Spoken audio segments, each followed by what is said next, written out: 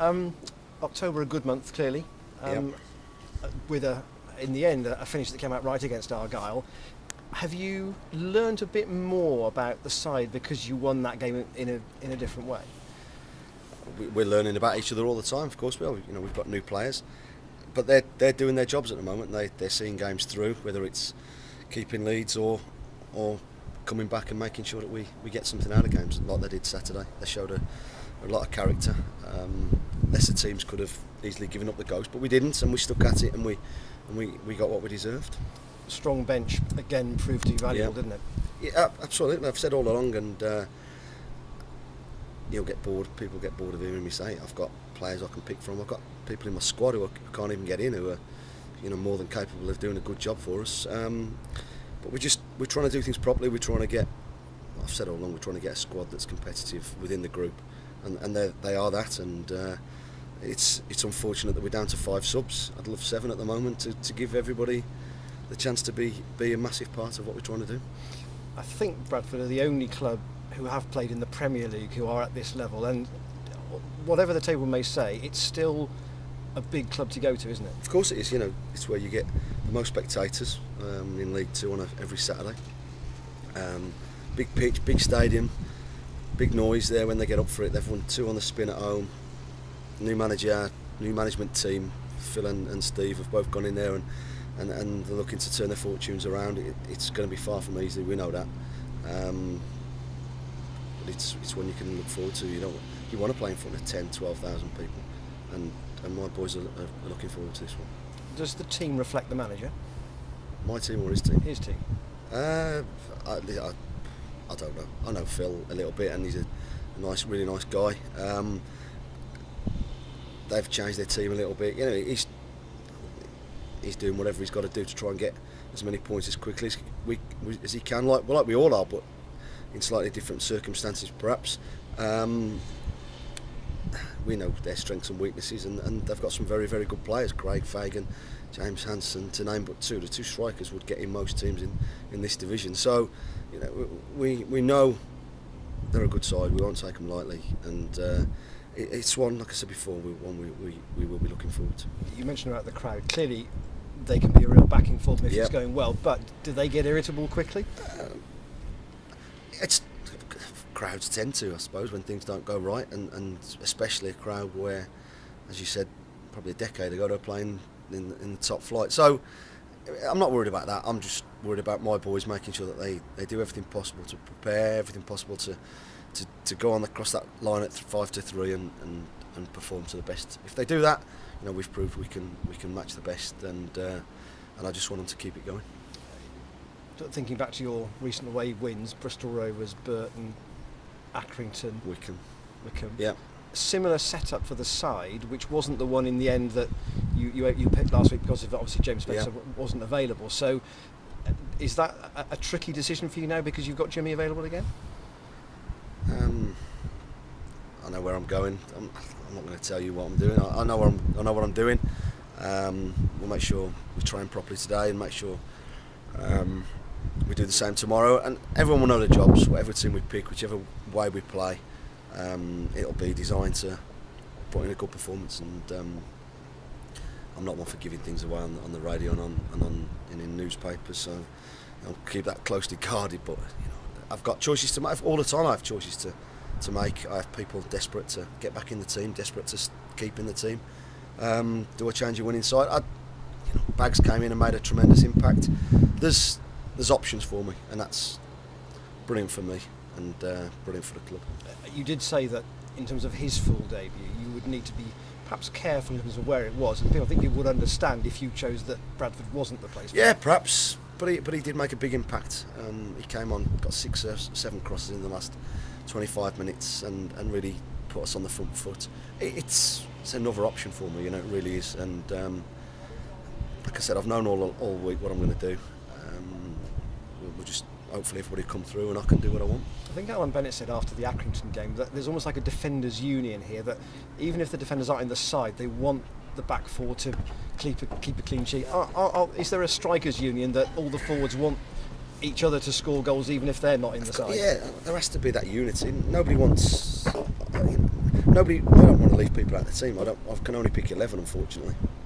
And it's our jobs to make sure, and I don't expect them to be overjoyed happy, but I expect professionalism for those not in the team, and they all do. They all support their fellow players. They all want the side to win, and it's all about, we're trying to make it all about the team, all about the group of players that we've got here, not about any one individual, and we're always about that, and I know the team are about that too. And just on that, extend that point, have you had to have a quiet word or put an arm around the shoulder of Danny Andrew lately? Because Luke Galbert's come in and done really well, and Danny hasn't been able to get in. I've had a quiet word with everybody, with a lot of people who are not figuring on a regular basis, whereas they might have been shoo-ins in the team either this time last year or at the end of the season or even at the start of the season. The squad changes a little bit, and what we're trying to do is keep everybody happy to an extent. And as I said before, that's not always going to happen, but understand where we're coming from and the reason behind it, and the ultimate goal, and everyone from 1 to 20 odd that we've got have been brilliant about that, and that's the only way you're going to succeed. Do Man City players like changing the team every couple of games or whatever? And my job is to make sure that, yes, I've got this squad, that this bigger squad, this better squad, but there's no point if I keep picking the same 11 week in, week out, because they'll fatigue and the others will be without games. We'll mix it up, we'll give other people games. The brilliant thing as well at the moment is the JPT, that we're still in that. I can literally make changes and keep everybody happy. We've got the FA Cup next week. Jack's away on international duty, so there's opportunities, and the players have been very professional, very good about it. Got to keep understanding the bigger picture, and they know that we're only trying to do the best for the group. You hint there perhaps that Jack can play Saturday, but maybe not on Tuesday. He's away with England. He is, yeah. He goes away Monday, I think. So that'll give Scotty the opportunity. And Scotty's been absolutely brilliant when he's come back in. His attitude's been spot on, and I think he's improved for seeing it from outside and having somebody there really pushing him, and it is pushing him, and I think he's come on as a keeper. He's improved already. I'm sure you've been around this league before. When the side's doing well, the treatment room tends to be empty. Yep. Is that still the case? Yeah, I've got a brilliant physio, absolutely brilliant. And the work we did in pre-season was paramount to that. We try and do. We always try and do things properly. Wes and that side of things, brilliant. We don't risk people. We don't put people under too much pressure to play.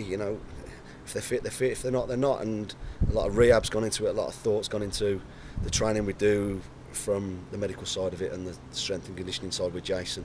And touch wood, that continues.